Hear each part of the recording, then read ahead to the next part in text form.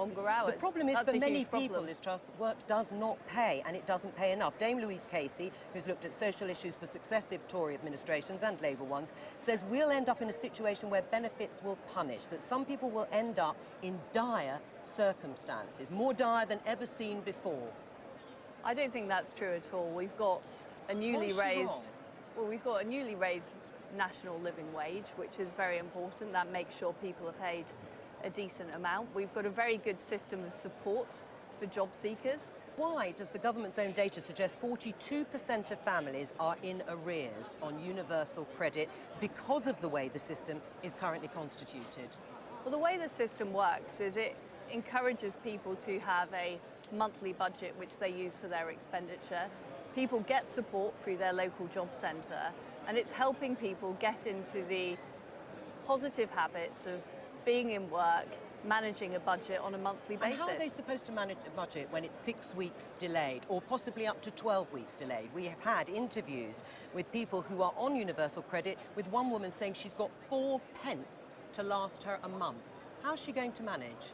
Well, clearly, if things are delayed, that is a problem, and that is something that will need to be fixed. That's why we've taken the approach of rolling out universal credit over a long period of time. Yeah, but what's that woman going to do in that period of time?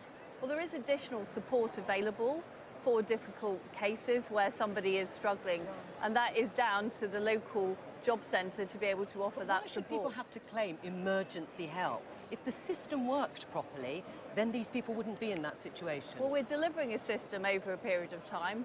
There are always, when you roll out a new programme, there can be some difficulties. That's why we've taken it slowly with universal credit. So why are you continuing to roll it out before those problems have been ironed out? I've met lots of people, Joe, on universal credit who say the system is great.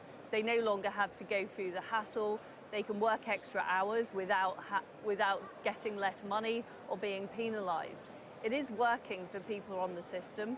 We do provide people with support. We've got an excellent network of job centres where people can go if they are struggling or there is trouble. But we've rolled it out successfully to a number of areas, and we're now doing that more widely. But it isn't successful because I've just given you the figures of people who are already in arrears and people who are struggling to actually bridge a 6-week gap while they wait for their benefits to come through. The Citizens Advice has warned the acceleration of the regime in its current state is a disaster waiting to happen, and also called on the Department of Work and Pensions to suspend it. Are they all wrong?